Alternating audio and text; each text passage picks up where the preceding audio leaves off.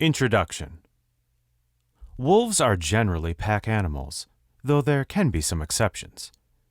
They are a community of individual wolves that come together for a common goal: survival. Each animal has a specific role in the community: leaders, hunters, caretakers, and sentinels. Each animal serves a purpose in the pack, and each wolf is held accountable for its role. The wolves that do not act under their position are generally ostracized from the pack and become a lone wolf. As hunting grounds become sparse with food, a wolf pack must move from one hunting ground to another to ensure the individual pack member's survival. As the group begins to move, contrary to common thought, the wolves' biggest and strongest leaders are not in front leading the pack. Instead, wolves form a protective community around each other. Years of evolution may have developed a sense of foresight, the ability to plan, in the wolves that will allow them to protect the entire pack. In a wolf pack, the young, the weak, and the elderly wolves are generally placed toward the front of the pack, while the larger, stronger wolves take positions around the pack to ensure its protection and survival. For this technique, the wolves can move better while protecting the pack on all sides from other predators. Wolves seem to have developed a sense of community that allows them to display empathy by protecting the smaller, weaker wolves as the pack travels. Moving hunting locations is never easy. There are dangers around every corner, and ensuring that the pack stays together to reach a common destination can be trying. The strongest of the wolves remain in the rear of the wolf pack, communicating to the others through howls, barks, and growls, and directing the wolves in the right direction. Sentinel wolves, those wolves that move along the edge of the pack, instinctually keeping their ears and eyes active. They are essentially listening and looking for danger among the trees. Nursing wolves, pups, and the elderly remain huddled in the middle of the pack, each helping another to make the journey. While humans are not wolves in many ways, we are social creatures. In general, we need to feel like we belong to a group or a cause more prominent than the individual. We begin our lives in a small family group. We go to school, make groups of friends, and eventually enter the working world to find ourselves as members of several groups, whether it be as task teammates or lunch friends. In every group, a leader naturally rises to the top and guides the group and its activities. While some discussion may occur, in the end it is the leader that decides what everyone will do, what the goal for the group will be. In many experiences, the leader falls into one of two categories: a dictatorial leader, let's all do this, or I don't want us to do that, or a servant leader, listening to the input of the other group members and deciding what is best for all. A servant leader, in the end, generally finds better and more productive results than the dictatorial leader. The group is happier, all members are working towards a common vision, and all members feel valid and supported in their duties and tasks. Chapter 1. On Leadership. Where there is no vision, the people perish. Proverbs 29:18. Humans are not wolves. People are, however, social animals. People crave companionship and a feeling of belonging to something bigger than themselves. In any situation where two or more people gather and organize into groups, they naturally stratify into different roles. Even among personal friends grouping, this happens. Someone is the idea person, someone is the support person, someone always has an argument, and someone usually just hangs around. While friends may not be the basis of massive corporation, the same basic theory of stratification applies. Corporate board, the idea friends, executive staff, support staff, and ground floor workers. Leadership is much more than just natural charm and charisma. Just because a person is friendly and surrounds themselves with people does not make them a leader. Building a cult of personality is easy. All someone has to do is be friendly and likable. Unfortunately, this leads to issues because people are unpredictable and likely to change. Thus, a leader that cannot keep or stay true to themselves and what they know or value is doomed to fail. In general, there are two main types of leaders: transformational and transactional. Types of leader styles, Maryville Online 2020. Transactional leadership is the most basic form of leadership and involves exchange between the leader and its followers. Usually, this transaction is accomplished through a paycheck. In this theory, team members agree to obey their leader and do all tasks as assigned. The advantage of this is that it clarifies everyone's roles and responsibilities, as well as setting clear expectations for each team member. Because the transactional leader is based on performance, people who are generally ambitious and those motivated by external rewards, like cash, prizes, or perhaps a certificate for some, often thrive in this model. The downside is that, for many, this leads to demoralized followers and high group turnover. This style of leadership stifles creativity and personal growth, leaving many followers to feel resentful and detached. One can only improve job performance so much. A growing movement in business and other organizations is transformational leadership.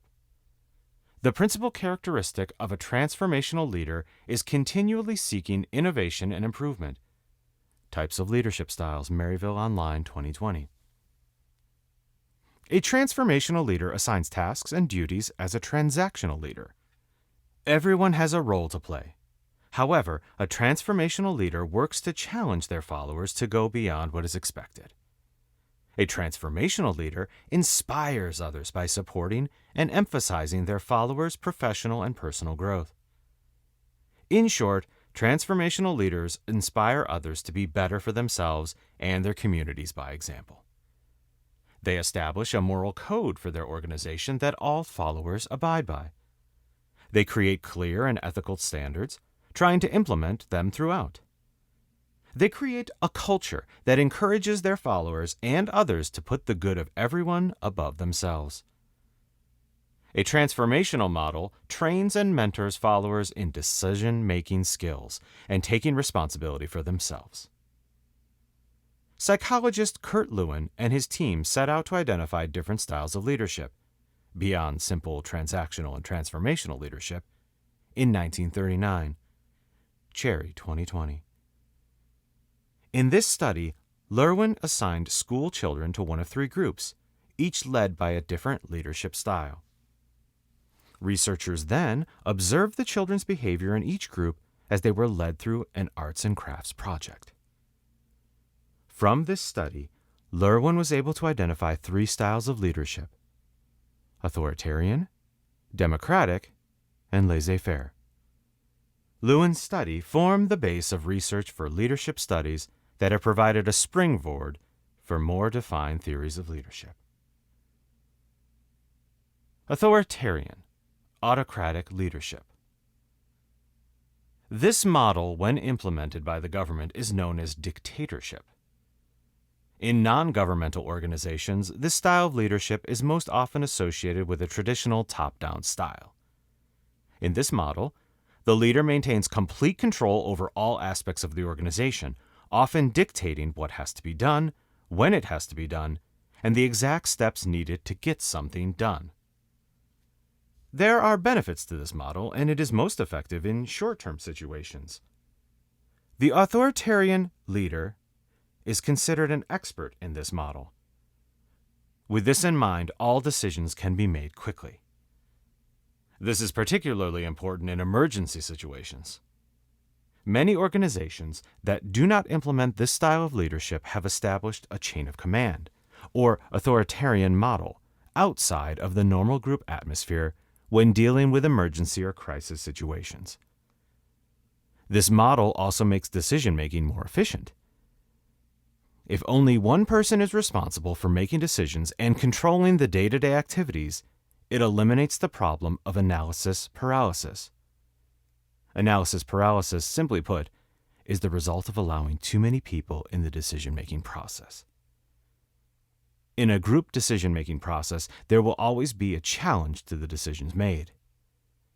These constant challenges by others will drag the decision-making process to a grinding halt as group members analyze and discuss the possible outcomes of a decision. Consequently, while this model may be beneficial for the sake of efficiency, it can be problematic. Autocratic leaders are often seen as dictatorial and controlling by their followers.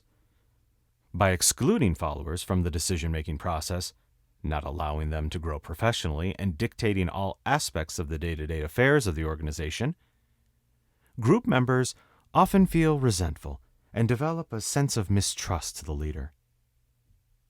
The news industry, in particular print news, lives and dies on tight deadlines.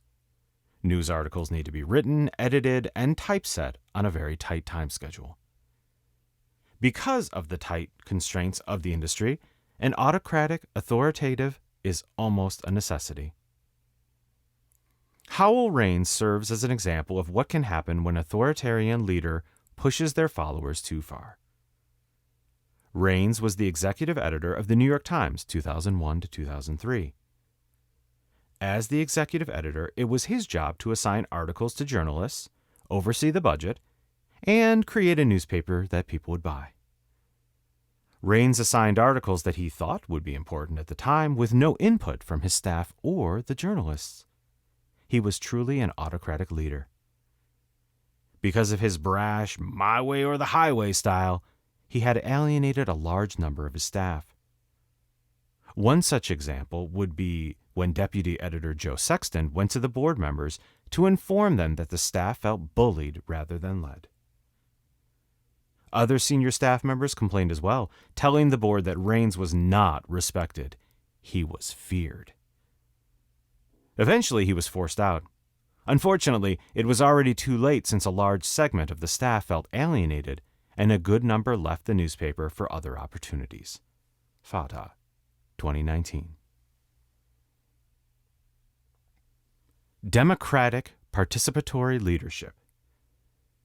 Democratic leadership, according to Lewin, 1939, is one of the most effective leadership styles in which followers take a more participative role in the decision-making process. In this style, everyone is allowed to participate. The leader facilitates a process in which their followers are encouraged to participate, exchange ideas, and analyze these ideas among themselves.